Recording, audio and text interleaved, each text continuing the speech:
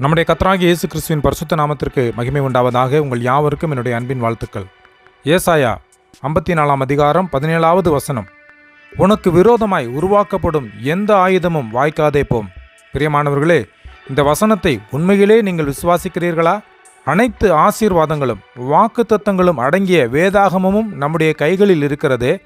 ஆனால் நாம் அதை முழுமையுமாக விசுவாசிக்கிறோமா? கோலியாத் என்னும் பெலிஸ்தியன் இஸ்ரவேலுக்கு விரோதமாய் யுத்தத்திலே நின்றான்.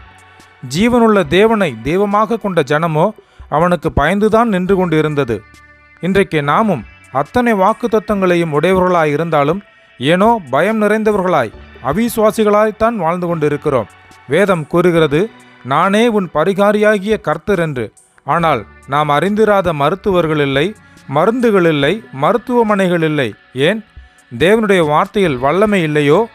ஆனால் கோலியாத்தை கண்டு சிவந்த மேனியுடைய ஒரு இளைஞன் பயப்படவே இல்லை.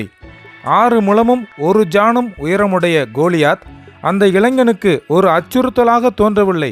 காரணம், அந்த இளைஞன் வேதத்தை அறிந்திருந்தான். அவன் ஏற்கனவே தேவன் ஏறக்குறைய 8 முழத்திற்கும் அதிகமான உயரமுடைய பாசானின் ராஜாவாகிய ஓகை தம்முடைய ஜனத்தின் கையில் ஒப்பு கொடுத்ததை அறிந்திருந்தான். எனவே 6 முழ உயரம் கொண்ட கோலியாத் அவனுக்கு ஒரு பொருட்டாக காணப்படவில்லை. அவனை ஒரு சிறு கல்லால் மேற்கொண்டான். இத்தனை சம்பவங்களையும் அறிந்தும் நம்முடைய வாழ்விலே ஒரு சிறு பிரச்சனை வந்தாலும் நாம் சோர்ந்து விடுகிறோமே. எலியாவின் தேவன் எங்கே என்று கேட்ட எலிசாவை பற்றி படித்திருக்கிறோம். ஆனால் என்றாவது அத்தனை பரிசுத்தவான்களுக்கும் அற்புத அடையாளங்களை செய்த தேவன் எங்கே என்று விசுவாசத்தோடு காரியத்தை முன்னெடுத்துள்ளோமா?